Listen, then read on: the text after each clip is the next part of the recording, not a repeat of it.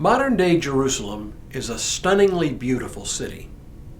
But until someone points out the obvious, you can't quite put your finger on why.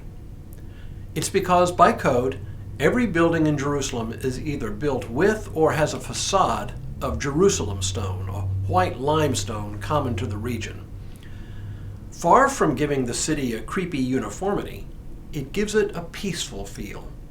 And near sunset, the white stone takes on an orange, almost golden tint. And here's the thing, it's been like this for centuries. Hello, I'm Stuart Baskin, pastor of First Presbyterian Church of Tyler, Texas, and this is your daily devotional for Saturday, July 9th, 2022.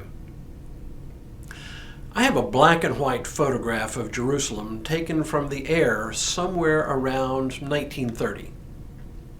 Compared to the sprawling modern city of today, the city then didn't extend very far from the old walled city. Yet even in black and white, you can tell that all the buildings were built of that same limestone. But another thing becomes clear in that photograph. Far from a sprawling metropolis, it was more like a series of small separate communities in close proximity to one another.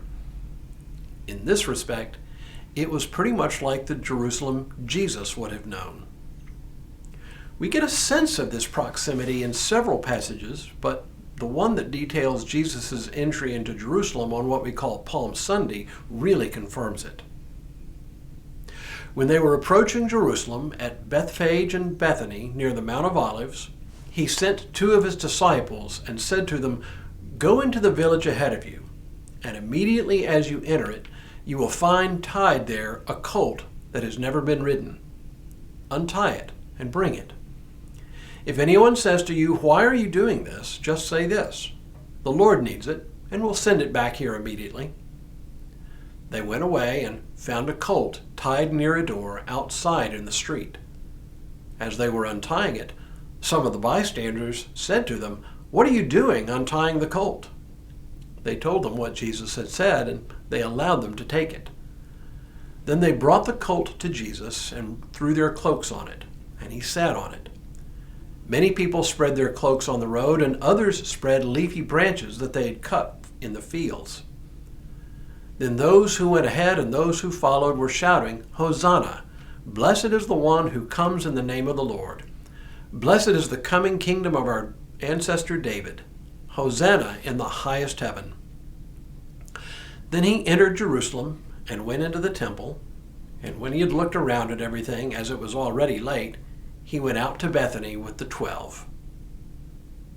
And to reinforce the relative distances involved, the Gospel of John notes that Bethany was roughly 15 stadia, or about 2 miles from Jerusalem.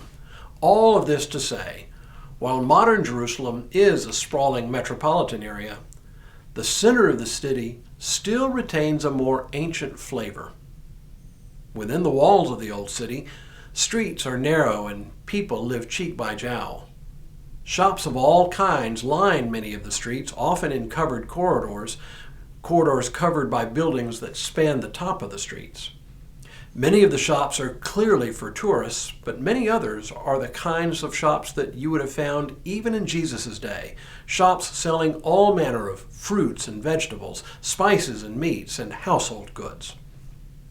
Every so often, you'll find a corridor off of one of these narrow streets leading to courtyards surrounded by living quarters. It is a busy, buzzing place, and without a guide, easy to get turned around in. Much of the current walled city was built long after the time of Jesus, during the Ottoman period in the 16th century. A lot of what we see today would not have existed in Jesus' day, but some remains. Look closely, and you'll see parts of the city as Jesus saw it. The Temple Mount stands just as it did then. Ruins of streets from the first century are often visible among the twisting, turning maze of streets and alleyways. Yet even if we see a somewhat different city from the one Jesus entered, it would have looked very similar back then. Tight, narrow streets, people living in close quarters, shops of all kinds selling things, and the temple on the eastern edge of the walled city.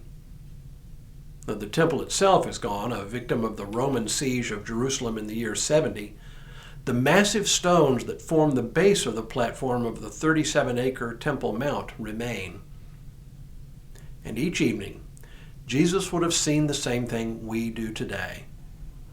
The limestone walls of the city transformed to radiant gold by the rays of the setting sun. Seeing these things has transformed my understanding and appreciation of nearly everything that I read in the Bible. The next couple of weeks I'll be away on vacation and study leave, and I'll return with new devotionals beginning July 25th. In the meantime, I hope you'll enjoy some devotionals from the archives. But for now, may God continue to bless you and keep you in all that you do this day and in all the days ahead.